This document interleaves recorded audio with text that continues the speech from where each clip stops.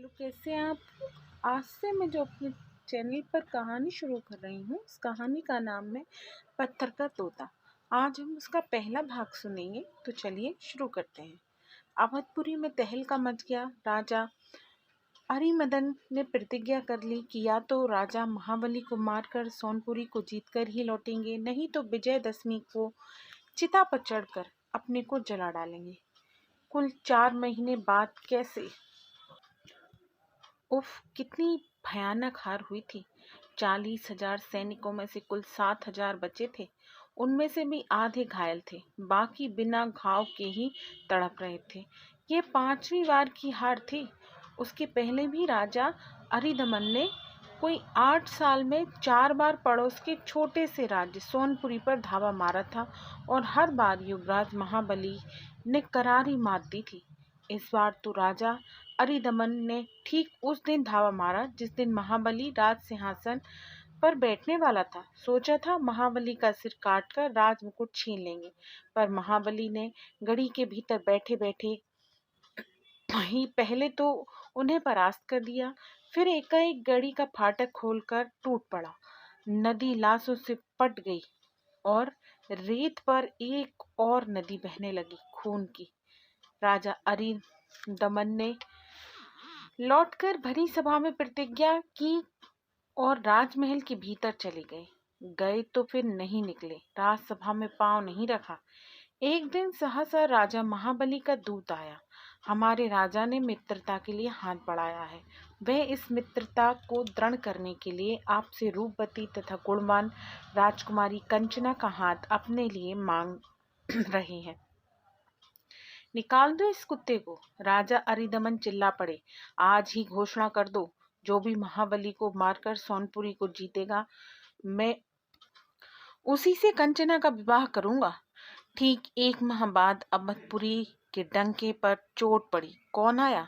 फिर से विवाह का प्रस्ताव लेकर महाबली का दूत। धक्के मारकर निकाल दो। राजा अरिदमन गरज उठे।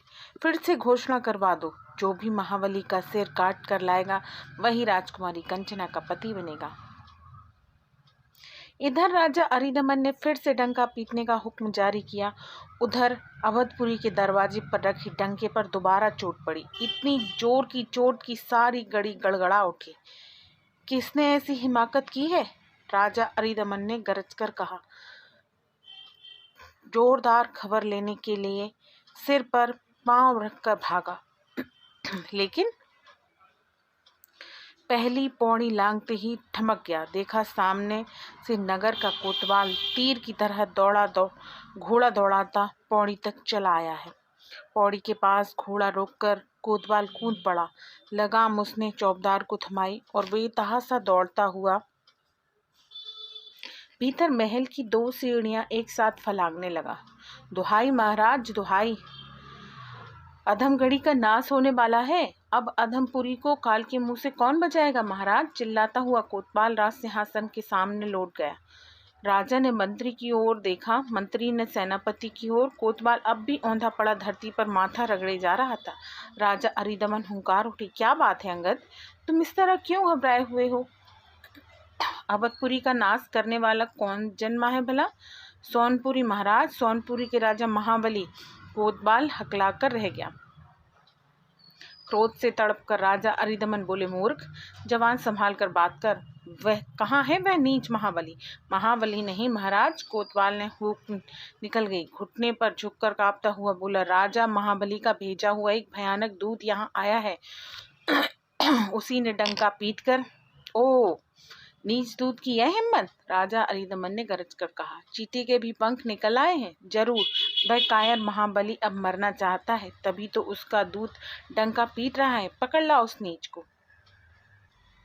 पकड़ कर लाने की जरूरत नहीं है महाराज, मैं खुद ही आ पहुंचा हूँ। आवाज सुनकर सबने एक साथ आंखें उठाई। सामने खड़े दूत को देखते ही सब सन्नाटे में आ गए।